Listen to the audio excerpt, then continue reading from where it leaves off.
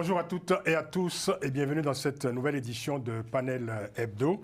Panel Hebdo, l'actualité revue et revisitée par les chroniqueurs invités. Invités à nous livrer leurs analyses, commentaires et décryptages sur les grands faits de l'actualité en Afrique et dans le monde. Nous sommes aujourd'hui en compagnie du légendaire Alfred Shango Lokoro. Bonjour Alfred. Bonjour Francis et bonjour à tous nos amis spectateurs. Alfred Shango Lokoro, maître de conférence à la Sorbonne. Gratien Rokindikiza, bonjour Gratien. Bonjour Francis, bonjour à tous. Gratien, vous êtes analyste politique et j'en profite pour parler de votre actualité parce que vous venez donc de publier cet ouvrage, Les origines du peuple burundais, amalgame et confusion. C'est aux éditions Gratien Rokindikiza. C'est une grande ambition de publier, de proposer aux lecteurs un ouvrage sur les origines du peuple burundais. C'est un vaste programme. Oui, c'est un vaste programme et surtout assez ambitieux parce que c'est la première fois vraiment qu'on parle de ce sujet. Les Burundais ne le savent pas. Oui. Il y a l'histoire du Burundi démarre en 1520 et on a l'histoire qui a été racontée par les colons. Et rarement les Burundais ont fait des enquêtes pour savoir. Et il y a des sujets un peu tabous parce qu'on parlait des Hutus et des Tutsis et des Tois. Comment ils sont arrivés? Ce sont des frères en fait. Ce ne sont pas des gens qui sont venus différemment. Alors, c'est vrai que l'histoire du Burundi semble très lointaine pour les Africains des autres régions du continent. Et d'ailleurs, quand on va au Burundi, d'ailleurs, ce que je dis souvent, on est très bien accueillis quand on vient de très loin. C'est un pays merveilleux, un magnifique pays, entouré de collines. Et quand vous êtes reçu en tant qu'étranger, on vous remercie d'être venu de si loin, avoir franchi ces collines pour aller rencontrer les gens de ce pays-là. Et c'est vrai que l'histoire du Burundi, ça dépasse très largement ce qu'on sait souvent de l'actualité, c'est cet affrontement entre Tutsis et Hutus. C'est bien plus complexe que ça. Et vous remontez très loin dans votre ouvrage. Vous remontez, pas jusqu'à l'aurore de l'humanité, mais enfin presque. Presque. En fait, vous parlez de l'hospitalité. En fait, les Burundais, c'est comme d'ailleurs les Rwandais, les Burundais, même quand il y a la violence au pays, quand vous êtes étranger, un visiteur, vous pouvez vous balader, il n'y a pas de violence contre vous. C'est la violence qui se règle entre les gens. Juste pour vous dire que l'histoire remonte de loin, je parle des Zoulous en Afrique du Sud, qui en réalité, les Zoulous parlent le Kirundi. Donc, les Zoulous sont des cousins des Burundais. Donc, j'explique comment les Zoulous sont descendus jusqu'en Afrique du Sud. Et les Burundais aussi, les liens entre le Rwanda, l'Ouganda et puis d'autres régions dont ils sont venus. Les origines du peuple burundais, l'histoire du Burundi, racontée de l'intérieur du Burundi. Ouais. Par un regard burundais, il faut le préciser quand même. Oui. Vous êtes originaire du Burundi. Oui, du Burundi. C'est un livre qu'on trouve sur Amazon. Voilà, on peut trouver partout, évidemment, à lire absolument pour peut-être porter un regard plus juste et plus éclairé sur ce magnifique pays qu'est le Burundi. Nous sommes également en compagnie de Grégory Sileni. Grégory, bonjour. Bonjour Francis. Vous êtes cofondateur de Madagascar Media et notre invité spécial aujourd'hui, c'est Ben Yayassi. Bonjour Ben Yayassi. Bonjour Francis, bonjour chers téléspectateurs. Vous êtes le coordinateur adjoint de la Convergence des cadres républicains de France. C'est une instance, il faut le préciser, une instance en France du parti politique, l'APR. C'est l'Alliance pour la République et comme on le sait, c'est le parti de l'ancien président Macky Sall. Et on en parlera tout à l'heure, Macky Sall qui fait un retour absolument inattendu et surprenant dans le jeu politique sénégalais, en vue, à la veille de des élections législatives anticipées. Je vais vous poser la question, l'APR résiste toujours, ça bouge toujours, elle bouge toujours. L'APR existe toujours, la CCR est une structure reconnue par les instances, les statuts du parti, donc nous sommes la structure en charge des cadres. Et vous êtes toujours, vous, actif en tant que membre de l'APR? Oui, je suis le coordonnateur adjoint et on est actif et on a intégré l'ATEL qui est l'Alliance pour la transparence des élections qui regroupe les coalitions, les intercoalitions, les personnalités indépendantes et la société civile pour une transparence des prochaines élections législatives. On en parlera tout à l'heure dans quelques instants. Au sommaire justement de cette édition, nous allons parler du Sénégal. Le procès qui est fait à l'ancien régime. Et nous parlons bien sûr du climat politique à la veille des législatives anticipées. Nous parlons également du conflit au Proche-Orient, cette guerre sans fin. C'est un point d'interrogation. Et nous reviendrons, ça devient, je dirais, une sorte de constante dans cette émission. Ça sera ainsi jusqu'en novembre prochain. Nous parlerons de la présidentielle américaine. Et nous portons un bref regard sur quelques dérapages incontrôlés ou incontrôlables de Donald Trump. Voilà pour le sommaire.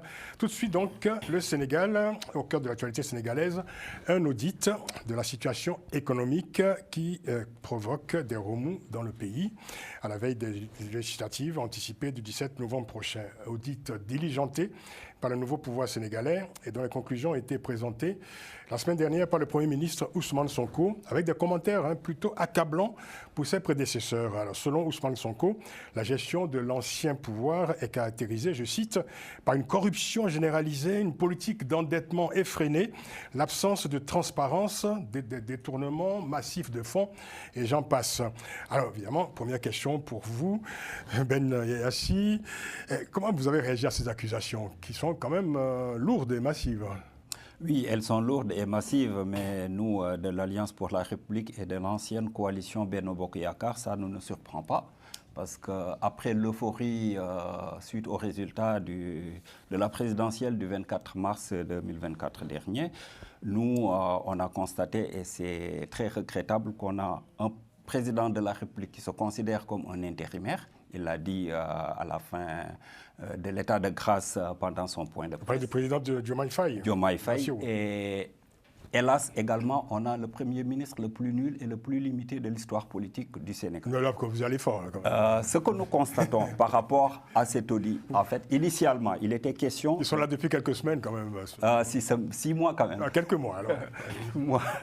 Ce que nous constatons, c'est que dans un premier temps, on nous avait dit qu'il allait présenter la stratégie nationale de développement du Sénégal 2025-2050. Il y a eu, malheureusement pour eux, le document qui s'est retrouvé sur la place publique. La presse en a saisi. Nous aussi, en tant que parti politique, en tant qu'opposition, on a regardé le document qui faisait 126 pages. Et c'était une copier-coller d'une partie du plan Sénégal émergent. Ça s'appelle la continuité de l'État. C'est la continuité de l'État, mais il faut avoir l'honnêteté de dire que, bon, voilà, pour l'instant, pendant 10 ans, ils ont, excusez-moi du terme, tympanisé les Sénégalais en disant qu'on a un projet, qu'on va le dérouler dès l'instant que nous serons élus, et on se retrouve avec le plan Sénégal émergent qu'ils avaient combattu, qu'ils avaient traité de tous les noms d'oiseaux. Et la deuxième chose, la plus aberrante, pendant cette présentation qui a été transformée en une tribune pour accabler l'ancien régime, on nous sort des chiffres qui ne proviennent pas de l'Agence nationale de la statistique et de la démographie, des chiffres qui ne sortent pas du site officiel du ministère des Finances ou bien du ministère du Budget, et des chiffres qui ne sortent pas du dernier rapport de la Cour des comptes de 2022. Vous voulez dire que cet audit est biaisé? C'est plus que biaisé. Oui. C'est en préparation des législatives. Nous sommes des politiques, nous savons tout ce qui se passe. Nous savons également pourquoi et les tenants et les aboutissants de cette mascarade. Attendez, ici, quand un Premier ministre accuse le prédécesseur, le président Macky Sall, d'avoir menti, je le cite, d'avoir tripatouillé les chiffres et d'avoir menti aux Sénégalais dans la présentation de la situation économique du pays et d'avoir aussi tripatouillé ces chiffres présentés aux partenaires extérieurs, aux partenaires internationaux comme le FMI et la Banque mondiale. Quelle réponse concrète vous apportez à ces accusations qui sont très lourdes, on le disait, d'autant que Ousmane Sonko envisage éventuellement de traîner les personnages incriminés devant les tribunaux? Il n'a qu'à le faire s'il a les preuves. Nous, on est des républicains. S'il a des preuves, qu'il les mette sur la table. Tout ce que nous savons... Est-ce que vous avez, vous, concrètement, vu les résultats de cet audit? Est-ce qu'il y a des, des éléments concrets, matériels de ces conclusions? Personne n'a vu un document officiel stipulant... Donc vous voulez dire que ce sont juste des déclarations... Des déclarations d'un politique qui prépare les prochaines législatives. La preuve en est que le représentant résident du FMI à Dakar a contesté ces chiffres. Ces chiffres ont été démentis par un de vos collègues, Cheikh Yérim Seck, que vous devez connaître, et il a été convoqué au niveau du tribunal. Hier, il a eu un retour de parquet parce qu'ils ont voulu corser son dossier en le criminalisant. Et hélas, pour eux, Le juge n'a pas suivi, il a été libéré aujourd'hui. Pour tout simplement avoir contesté la véracité des chiffres avancés par M. Sonko. Oui. Oui. Lentement, mais sûrement, on va vers une sorte de régime de terreur. Et ça, les Sénégalais ne l'acceptent pas. Est-ce qu'on n'est pas en train, une fois de plus, d'entrer, je dirais, dans un cycle de règlement de compte par les moyens de la justice? C'est-à-dire, bon, ceux qui sont là aujourd'hui, qui, je dirais, vont s'acharner sur ceux qui étaient là hier avec les moyens de la justice. C'est ce qu'il essaie de faire. Mais nous avons la conscience tranquille et on fait confiance à la justice sénégalaise, aux hommes et femmes dévoués à cette magistrature. Vous n'avez rien à vous reprocher en ce qui concerne la gestion des comptes pendant les 2 mandats de Macky Sall? Les derniers chiffres officiels que nous avons sont le rapport de la Cour des comptes de 2022. Maintenant, si l'actuel régime dispose de preuves comme quoi qu'il y a des personnes qui ont été inculpées ou bien qui ont fait des détournements ou bien qui ont maille à partir avec la justice, que la justice fasse son travail. Nous, ce que nous constatons actuellement, c'est qu'il y a 2 personnes dans l'attelage actuel gouvernemental. Une des personnes a un poste de PCA, l'autre personne est l'envoyé spécial même du président de la République, qui ont été cités dans des rapports. Quand on parle d'un rapport, ça veut dire qu'on donne la possibilité à la personne incriminée ou bien citée de se défendre par un contre-rapport. D'accord.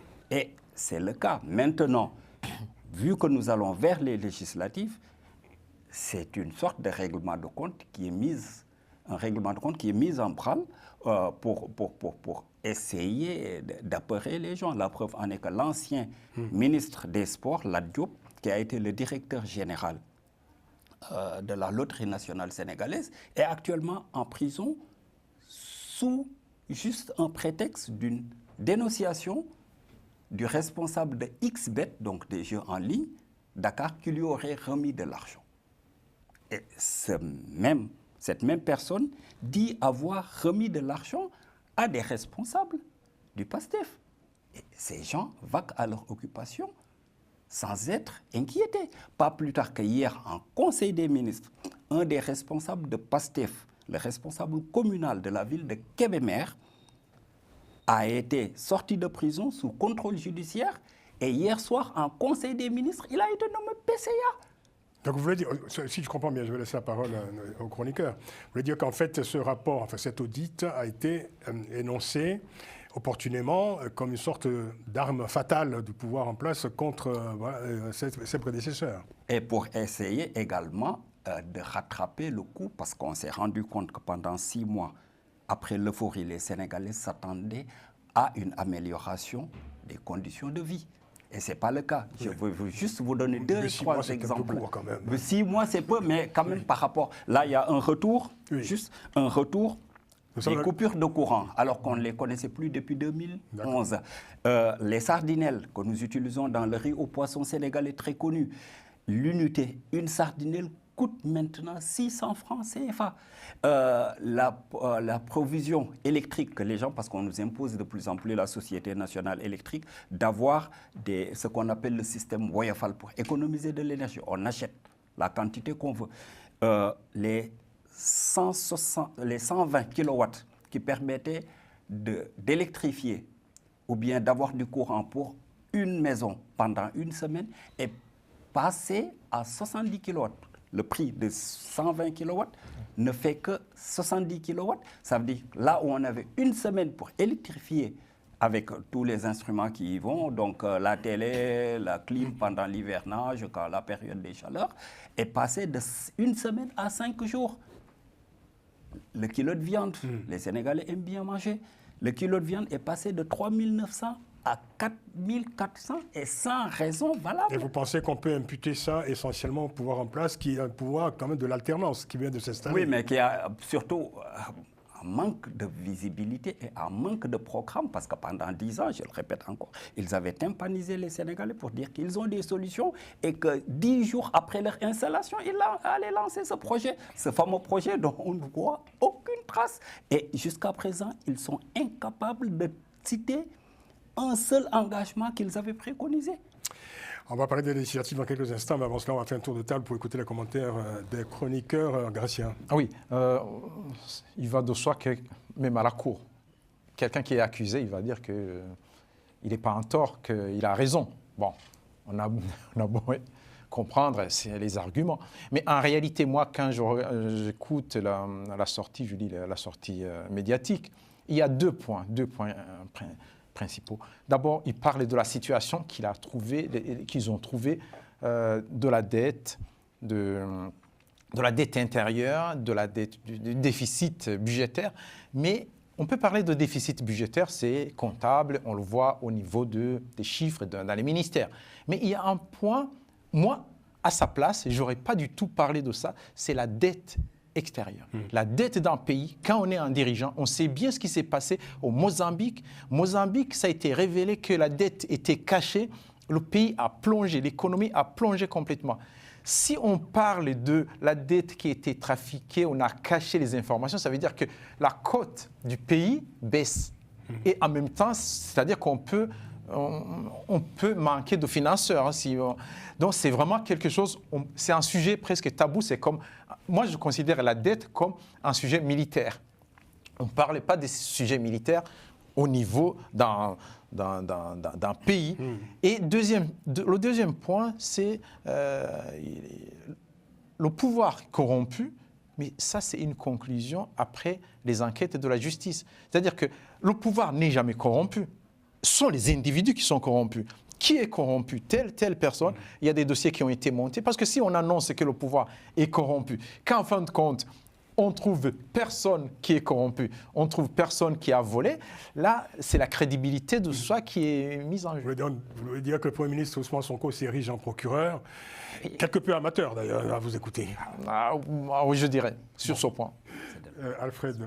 Alors moi, je dirais deux choses. D'abord, il est normal qu'un nouveau gouvernement qui arrive puisse auditer les comptes de la nation pour savoir quel est l'état des finances du pays, pour ensuite, à partir de là, mettre en place son propre projet de budget, son programme, en fonction de ce qu'on aura trouvé dans les caisses de l'État. Ça, c'est une première observation. La deuxième observation, c'est que c'est vrai que Ousmane Sonko y est allé vraiment au marteau-piqueur, sans précaution, mais nous connaissons le personnage. Nous connaissons le personnage. Il est maintenant au pouvoir, il n'est plus dans l'opposition. Et c'est ça qui est intéressant dans son attitude, c'est-à-dire qu'il est dans cet entre-deux où il n'arrive pas à comprendre qu'il est au pouvoir, et quand on est au pouvoir, il y a une attitude politique à adopter, et quand on est dans l'opposition, on a un autre comportement. D'accord. En réalité, Ousmane Sonko continue à se comporter comme s'il était encore dans l'opposition. Et par conséquent, la charge qu'il adresse au gouvernement précédent et au président Macky Sall, pour moi, est tout à fait électoraliste, puisqu'on entre dans un processus d'élection après dissolution. Donc, il n'a pas encore revêtu les habits du Premier ministre. En revanche, le président Bassirou Diomaye Faye a su très tôt porter les vêtements de président de la République.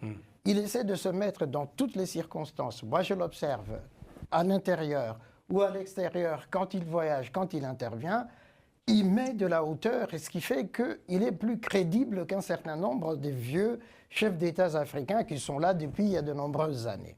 Et ça, c'est à son actif. En fait, il essaie de tempérer, j'allais dire, l'intempérance de son Premier ministre et de montrer le chemin à suivre, sauf que son Premier ministre aime bien les foucades et il continue dans ce sens-là. Dernier point, je pense que le peuple sénégalais n'est pas dupe du jeu qui est en train de se nouer maintenant. Ousmane Sonko, déjà il devait présenter son programme à l'Assemblée nationale, il a refusé sous prétexte d'où la dissolution qui est arrivée après. Alors, on espère effectivement que le peuple sénégalais va leur donner une majorité pour pouvoir Enfin, vous espérez pas. Ça, Non, je dis, j'espère que le peuple sénégalais... En face de vous, il y a M. Si qui n'est pas... Je pense que M. Si cherche une majorité plutôt... La cohabitation. La cohabitation, oui. Naturellement, mais parce que justement... On l'avait bien compris, oui. Quand même, dans les propos de Si, effectivement, il joue son rôle d'opposant.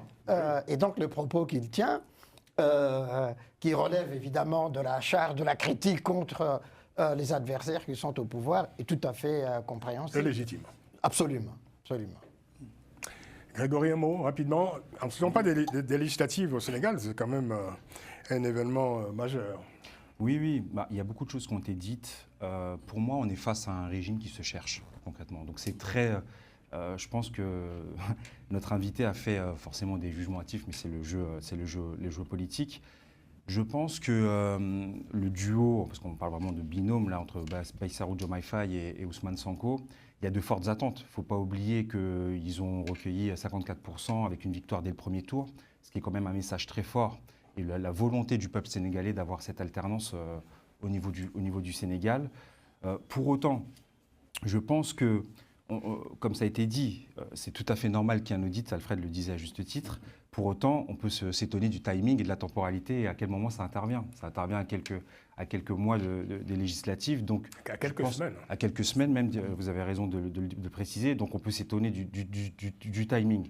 Aussi, ce que je veux ajouter, c'est qu'en plus, quand on fait une lutte contre la corruption, il ne faut pas que ça dérive dans une chasse aux sorcières. Donc moi, j'entends bien que, bien évidemment, s'il y a des responsables, parce que c'est ce qui avait été promu par Bassirou Diomaye Faye pendant la campagne, plus de justice sociale, pour autant, il faut aussi mettre en place des procédés pour que le régime en place ne fasse pas l'objet aussi de corruption et que même après, qu'il n'y ait pas de corruption. Parce que s'il y a juste ce pan, ce segment, dirais-je plutôt, qui va concerner uniquement les opposants, bah forcément, c'est une chasse aux sorcières et on peut fortement le critiquer. Enfin, pour terminer, moi, je pense qu'on est encore dans l'expectative. Il faut encore laisser, comme on dit, la chance au produit et à ce binôme. Même si, aussi, ce que j'ajouterais par rapport à ce qu'a dit Alfred, par rapport à Ousmane Sonko, oui, on le connaît dans ce rôle d'opposant, mais aussi, je pense qu'il est très mal à l'aise dans cette posture de Premier ministre. Absolument. Parce qu'il s'attendait à être président, et donc, du coup, on le sent que ce binôme est assez fragile, et dans le discours, ça se ressent de manière ostensible. Oui, mais là, on rentre dans le domaine de la psychologie ou de la psychanalyse. Regardez les postures et les discours. Mais c'est intéressant, oui, c'est tout à fait intéressant. Non, mais c'est vrai. Il faut en tenir compte, d'ailleurs. Il a parfaitement raison, parce que la dernière fois, le président a été obligé de recadrer en disant que c'est lui le président. Tout à fait. Bon, la seule problématique qu'il y a, ça veut dire que, du point de vue politique, le Premier ministre est le patron du président de la République. Absolument. Alors qu'au niveau institutionnel, c'est lui son patron. Comment faire? Bon, au niveau du PASTEF, ils essaient d'arrondir les angles en parlant de binôme ou bien de duo qui n'existe nulle part dans l'architecture constitutionnelle du Sénégal. Il y a un président, il y a un premier ministre. En fait, la bonne place serait que Sonko soit... Alors, on va avancer. On va parler donc des législatives anticipées. Donc, c'est pour le 17 novembre prochain. 47 listes et coalitions, quand même. Hein, c'est beaucoup. Et voilà, donc... alors, l'enjeu pour le pouvoir actuel, c'est d'obtenir une majorité pour pouvoir donc appliquer son programme sans encombre et sans obstacle majeur. Et l'enjeu pour l'opposition, c'est évidemment d'empêcher le pouvoir en place d'avoir cette majorité et de provoquer une forme de cohabitation. Alors, il y a un retour tout à fait inattendu, je le disais, c'est celui de Macky Sall, qui n'a pas attendu très longtemps, parce qu'il a quand même quitté le pouvoir il n'y a pas si longtemps que ça, il n'y a que 6 mois. Et généralement, ses prédécesseurs qui ont quitté le pouvoir se sont rendus beaucoup plus discrets. Alors lui, voilà, il est de retour, il est tête de liste d'une nouvelle coalition, la coalition Taku Wallu Sénégal, et il sera donc en face de Ousmane Sonko, qui lui est tête de liste donc pour le PASTEF, pour ce qu'on peut considérer comme la coalition présidentielle. Alors, je veux dire, on ne s'attendait pas à ce que Macky Sall revienne si vite. Est-ce que c'est de bonne politique que Macky Sall revienne aussi rapidement? Il faut dire que son départ, la fin de son mandat n'a pas laissé que de bons souvenirs aux Sénégalais. Oui, la situation politique exige son retour. Et nous aussi, les militants, il faut dire que nous étions... Il y a un besoin de Macky Sall aujourd'hui au Sénégal? Mais oui, carrément. Nous, c'était même une demande de nous, les militants, parce qu'on avait besoin... Il n'y a pas que vous, les militants, il y a aussi les Sénégalais, tout ça. Mais oui, des Sénégalais, parce qu'on comptait sur... Qui ont massivement voté contre le candidat de la mouvance présidentielle. De la mouvance présidentielle, parce que bon, il y avait l'absence du président, qui est une bête politique, quand même, il faut le reconnaître, et qui avait la possibilité d'avoir un troisième mandat, mais qui par choix et dans l'intérêt suprême de la nation, a préféré décliner. Et donc là, c'est une sorte de présidentielle différée quand même par rapport à...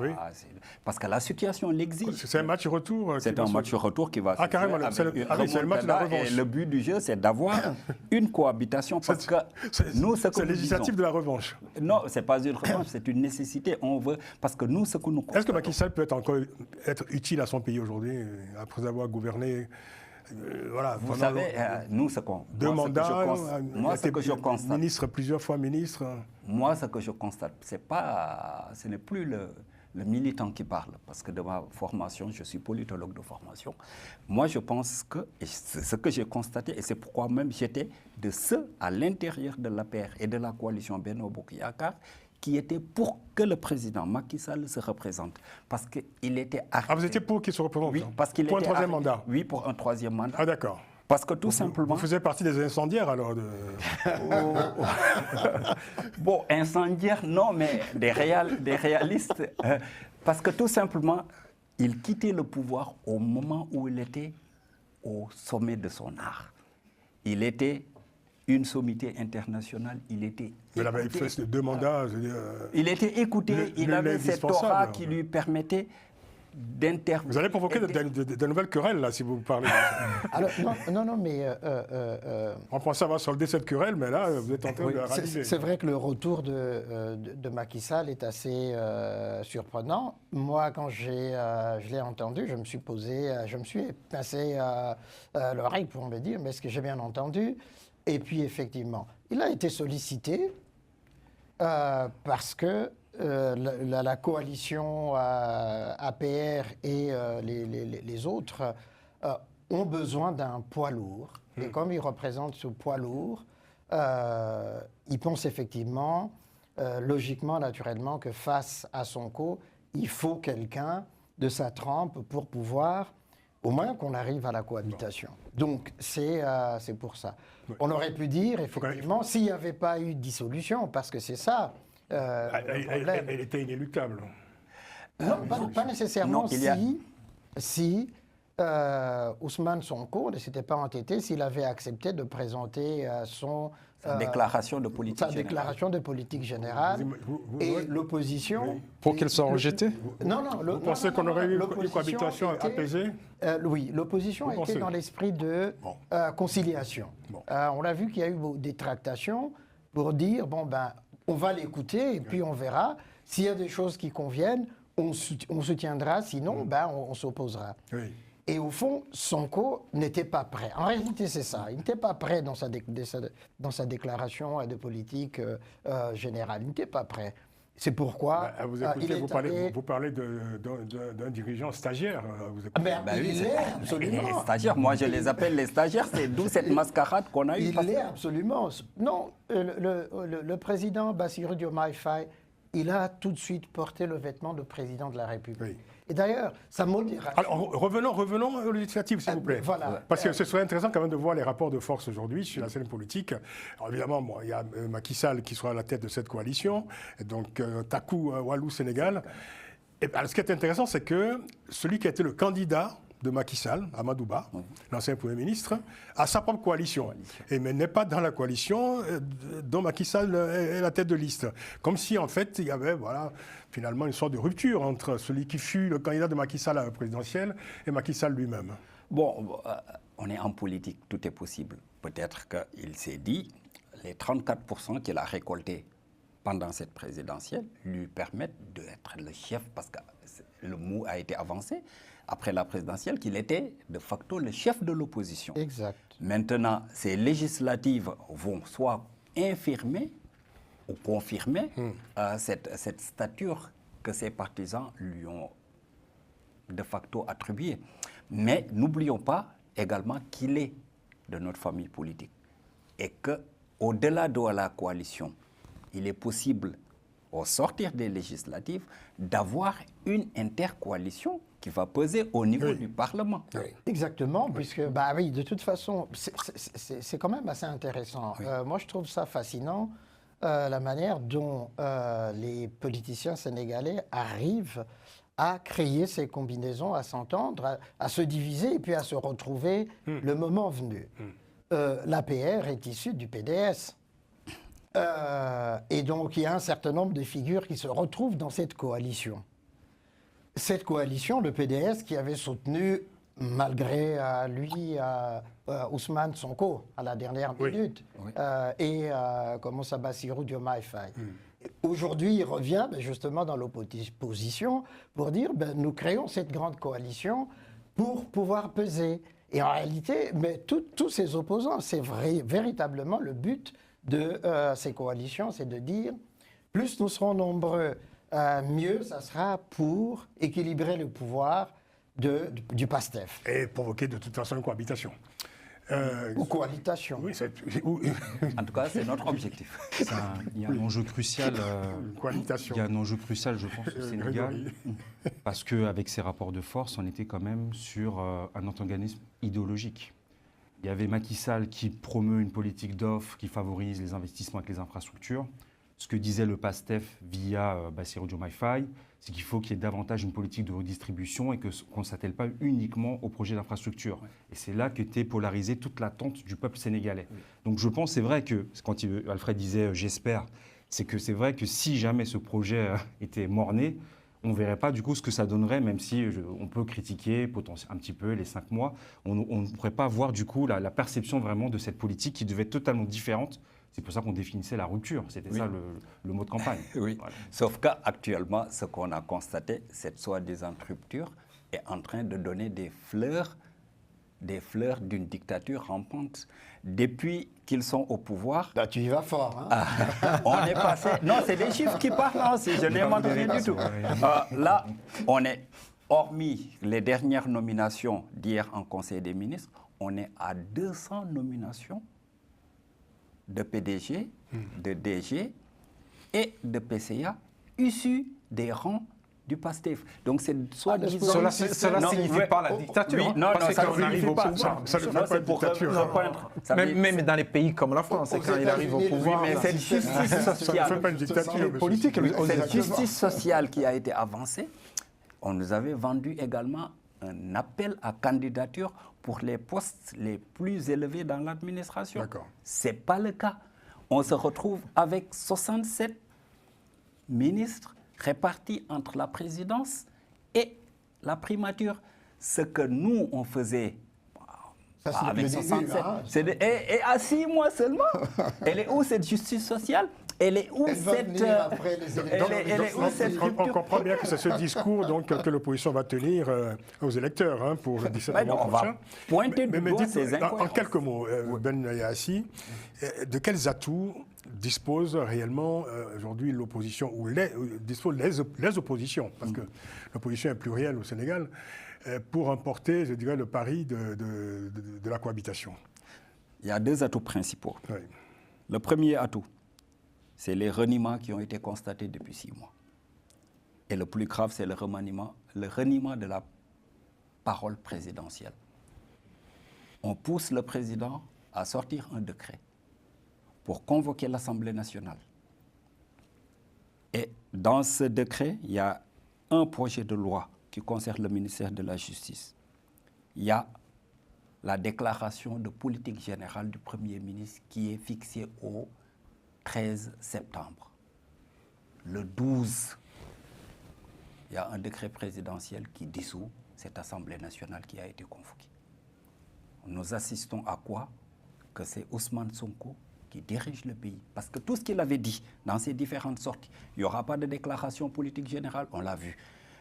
Cette Assemblée sera dissoute, on l'a vu. On va forcément vers des élections législatives, on l'a vu. Ça, c'est... On ne peut pas mettre le président de la République dans cette position. Donc, ça, c'est le premier aspect.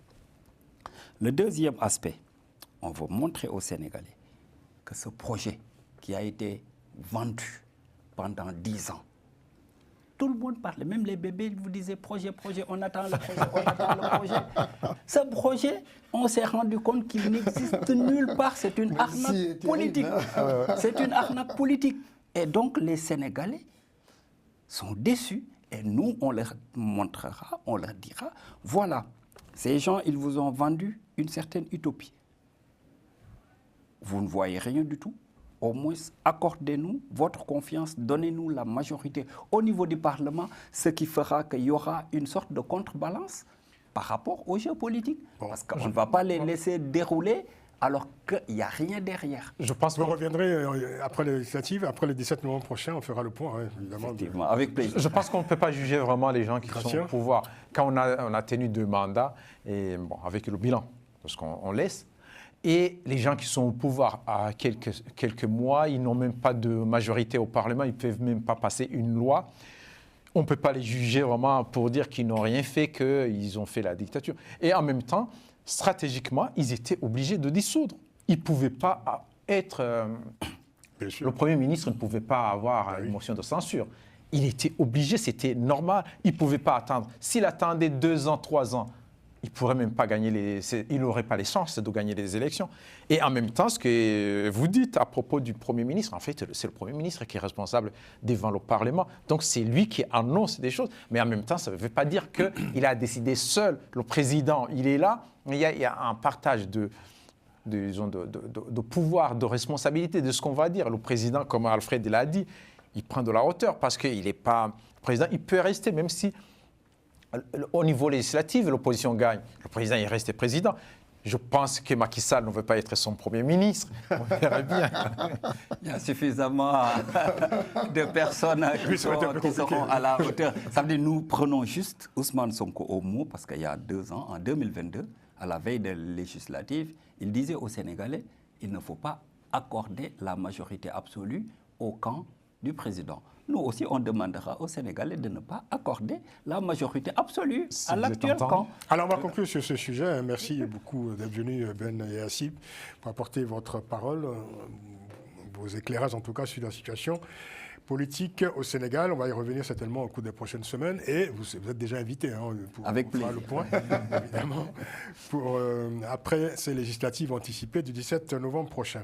On change d'horizon. On va parler du conflit au Proche-Orient, avec le risque d'une guerre sans fin. L'offensive israélienne sur Gaza, on le sait, se poursuit en réponse à l'attentat du Hamas sur le territoire d'Israël. C'était le 7 octobre 2023.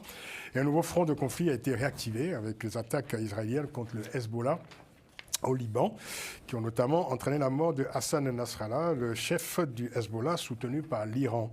Depuis quelques jours, Israël a entrepris une incursion terrestre en territoire libanais, ce qui fait monter en intensité ce conflit. Riposte de l'Iran depuis le 1er octobre par des tirs de missiles sur Israël et riposte annoncée d'Israël contre l'Iran qui sera suivie d'autres ripostes. Une guerre sans fin, Alfred ? Je ne pense pas, Francis, qu'on entre là dans une guerre sans fin. Mais ce qui est certain, c'est que Benjamin Netanyahou profite d'une fenêtre politique ou géopolitique internationale qui se caractérise par 3 choses. La faiblesse du président Joe Biden aux États-Unis et la campagne électorale, l'Union soviétique, enfin, la Russie qui est empêtrée dans sa guerre d'agression contre l'Ukraine, l'Union européenne qui est effacée et la France pratiquement inexistante, et puis la Chine qui est dans cette position de neutralité qu'on lui connaît. Et au fond, Netanyahou n'a plus personne pour le contraindre, effectivement, et ce qui fait que, il avait demandé 3 mois pour éradiquer, pour exterminer le Hamas. Ça fait 1 an, il n'a pas réussi à exterminer le Hamas. Et les otages sont toujours... Et les otages, une bonne libérés. partie d'entre eux, sont encore dans les mains du Hamas. Mais il a réussi l'exploit d'éliminer, de tuer, d'exterminer 45 000 Palestiniens, Gazaouis, aujourd'hui, à la plus grande indifférence de la communauté internationale. Et je dis, c'est un criminel de guerre qu'on ne peut pas laisser continuer. Maintenant, puisqu'il y a cet échec à Gaza, il veut, au fond, étendre, faire détourner l'attention de l'opinion de Gaza vers le Liban. Et c'est vrai qu'il a porté un coup très dur au Hezbollah en tuant Nasrallah, mais c'est qu'il a ce qu'il oublie, c'est que le Hezbollah, le Hamas, etc., sont comme des hydres. L'hydre a plusieurs têtes. Vous coupez une tête, il y a une autre qui arrive. Ouais. 3, l'erreur, à la limite, qu'il ait tué Ismail Haniyeh à Téhéran, au moment de la prestation de serment du président iranien. On suppose, les spécialistes de la question supposent que, même pour éliminer Nasrallah, il y aurait eu des complicités iraniennes, en tout cas des taupes, qui ont fait que ça arrive. Dans les deux cas, Ismail Haniyeh et puis Hassan Nasrallah. Et puis l'exploit justement de pirater les téléavertisseurs et les talkie-walkies. Et donc là, aujourd'hui, on a entendu ce que le président américain a dit à Netanyahou. Il y aura une riposte, mais proportionnelle et contrôlée, comme quand il y a eu l'assassinat contre... tous les alliés sont embarrassés. Tous les alliés d'Israël sont embarrassés. Ismail Haniyeh, les États-Unis avaient dit à l'Iran, riposte, contrôlée et proportionnée. Rapidement, Gratien, on va aller très vite parce que bon, on a accordé beaucoup de temps au Sénégal et c'était nécessaire. Oui, je vais aborder la question sous l'angle purement militaire. Oui. Parce que ce qui se passe aujourd'hui, en fait, pour Israël, pense que son armée peut entrer à Gaza, en même temps au Liban. Mais aujourd'hui, la façon de faire la guerre a changé. Israël aligne les chars pour dire on entre au Liban. Aujourd'hui, les chars n'ont plus de place dans les guerres. Les guerres, on parle des bombardements, mais même avec les bombardements, le fantassin, le combattant reste toujours là, c'est à sa place. C'est notamment la guerre qui se trouve entre l'Ukraine et la Russie. Le gros, c'est fait par les combattants, les militaires qui sont sur le sol. Or, Israël n'a pas assez de militaires pour se battre. Il y a des gens, des appelés. Ils essaient de chercher à gauche, à droite. Ils ont l'équipement, mais il y a des gens qui sont, les gens de Hezbollah, sont très motivés. Donc, de cette façon-là, c'est très compliqué de continuer la guerre. On ne peut pas avoir assez de moyens pour continuer la guerre. Donc, ce qui fait qu'Israël risque de s'enliser au Liban. D'autant qu'on ne connaît pas très bien quel est l'aboutissement ou l'aboutissant de cette guerre.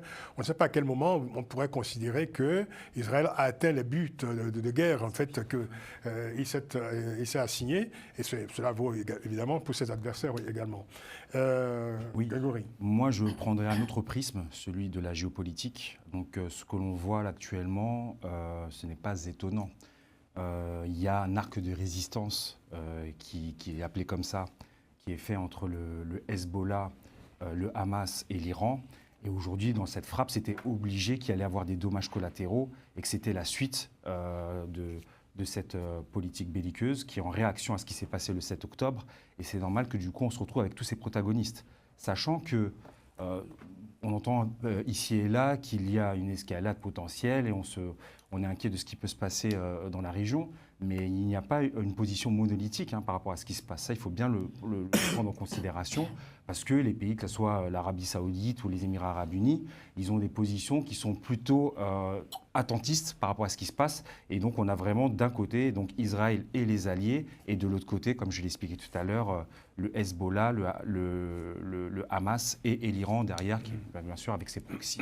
Ben Yassi, l'Afrique du Sud est l'un des rares pays africains à, disons, énoncer très clairement sa position vis-à-vis de ce conflit au Proche-Orient.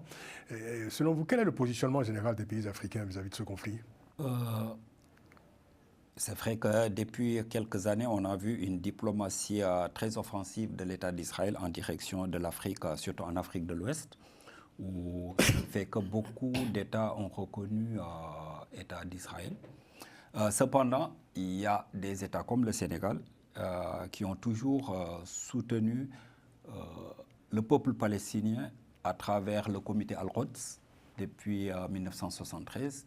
Et récemment, on a régulièrement des manifestations à Dakar, les vendredis après la prière, pour soutenir le peuple africain.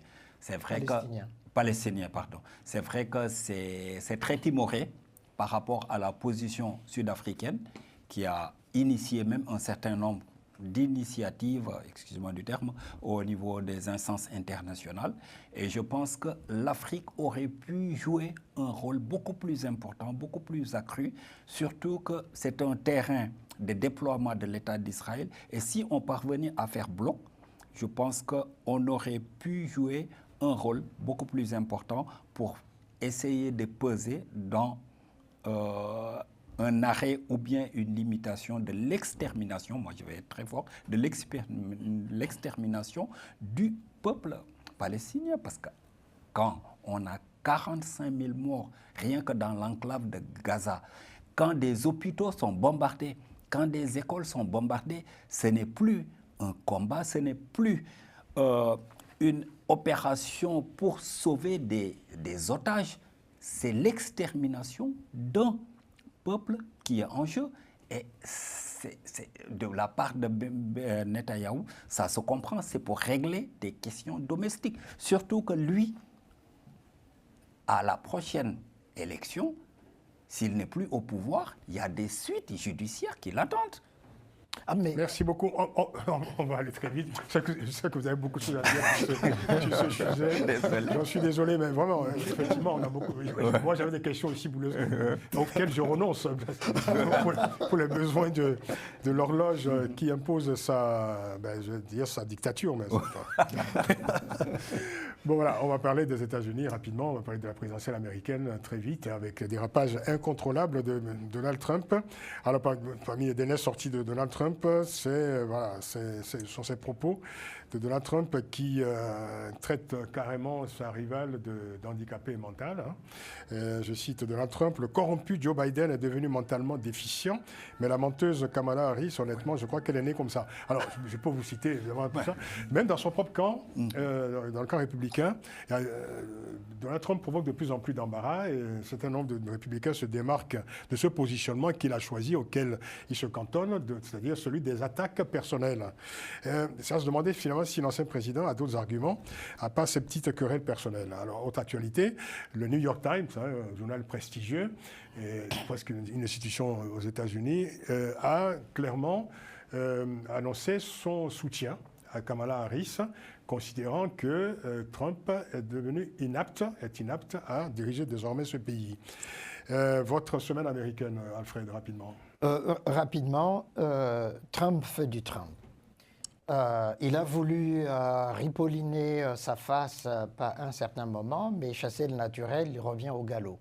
Et là, on retrouve le Trump que l'on connaît, sans filet, sans mesure. Et effectivement, il arrive à embarrasser son propre camp. J'ai entendu aujourd'hui John Bolton, qui avait été son ministre des Affaires étrangères, dire, évidemment, on lui a posé la question, que Liz et Dick Cheney ont dit qu'ils vont voter pour Kamala Harris, qu'ils vont faire campagne avec Kamala Harris. John Bolton, évidemment, dans sa position radicale, a simplement dit ni Trump, ni Kamala Harris. Disons, Trump n'est pas digne d'être le nouveau président des États-Unis. Kamala Harris n'est pas préparée pour devenir présidente des États-Unis. Donc, au fond, je crois que ce que Trump est en train de faire ces derniers temps, c'est quelque chose de désespéré au fond. Il sent effectivement qu'il n'a plus cette maîtrise-là de la campagne, sauf pour ceux qui lui sont attachés depuis toujours, mais qu'il est lâché de plus en plus par ses alliés républicains. Et enfin... Oui. Vous avez fini Non, mais... C'est la dictature. Il ne vous a pas coupé la parole, Alfred. Non, mais... Juste son regard. Vous avez senti le souffle de son élan verbal. Exactement.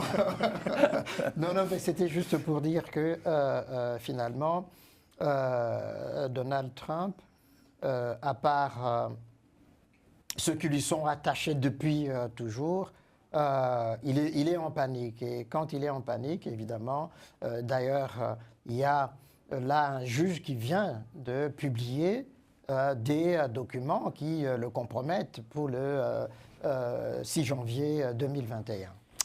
Grégory, Oui, rapidement. moi je m'étonne. En une minute. Je m'étonne qu'on s'étonne toujours des phrases de Donald Trump. Il fait du Trump et ça sera du jusqu'au boutisme. Hein. Oui. C'est très serré.